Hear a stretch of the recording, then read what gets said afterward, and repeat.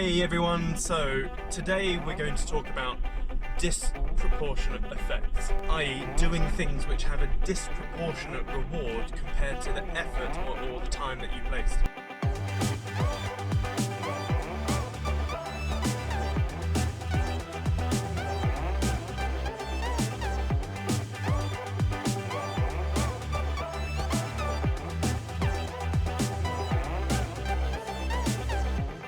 So in trading, in investing and in trading, I look at everything in terms of R multiples. So if I risk £100 and I end up making £100, that's what I call a 1R outcome.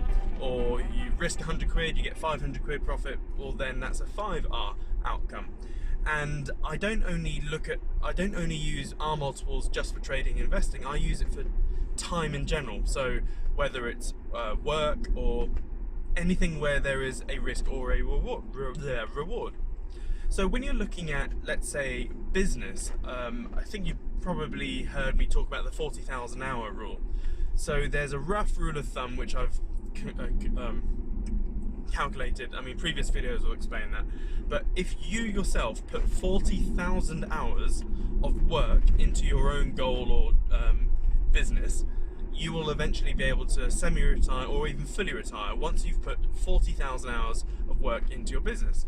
And mind you, caveat here, this analysis was all done with using my father's friends, who are all plumbers, electricians, builders, etc. So one-man bands basically, and they all had put roughly 40,000 hours of work into their own business, and they're all retired nicely.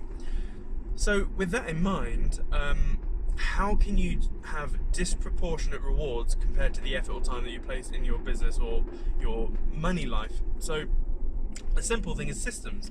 So I remember when I was a one-man band and I had all sorts of different systems, like if a sale came in, I'd go in on my Microsoft Excel spreadsheet, put it in there, and I'd be taking, I'd be collecting all my receipts, putting them in a shoebox and then dumping them to the accountant every month, and there's all sorts of effort and time I was expending for pretty much not that much reward.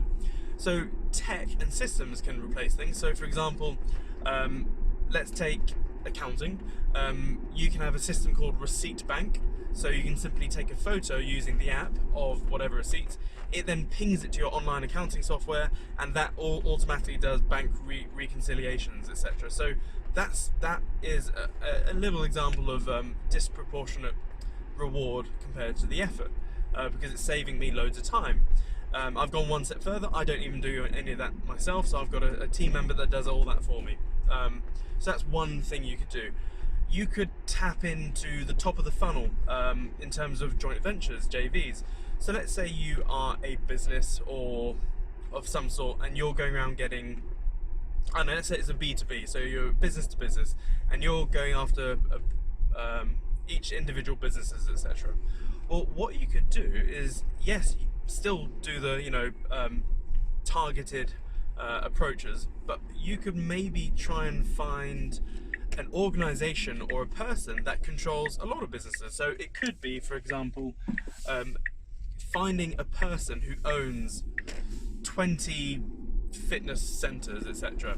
Because if you manage to make a JV or a deal with that one person, all of a sudden you've now got 20 sales, so to speak. Obviously I'm generalizing everything here because everyone's in a different situation, but going to the top of the funnel would be quite a good thing. So for example, the Wealth Action Plan, the WAP, if I were to make a JV with someone that had, I don't know, Virgin Money, let's say, they've got thousands and thousands of people, so if I made a JV with Virgin Money and they would promote the WAP to all of their clients, that would be the best freaking disproportionate reward compared to the effort. Obviously that's never going to happen. I would love it to happen, but I'm being realistic here. Not anytime soon. So that's one thing in terms of prospecting.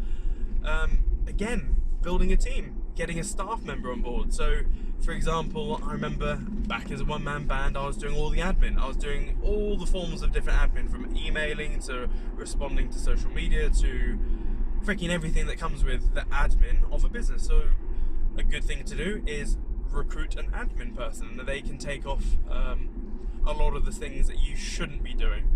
Because as the director of a business, you should only really be doing JVs, raising capital, building a team, capital deployment, obviously. All of that's basically only the things that only you can do as the director. And also, yeah, with tech, I use Zapier a lot. So Zapier. It's a cool little widget where it connects loads of different software. So if you wanted, I don't know, your CRM, your customer relationship manager, to talk to a landing page builder, to talk to, I don't know, a Google Sheets, you can do that. You can hook them all up. You can hook pretty much any software up, even if they're, non-native.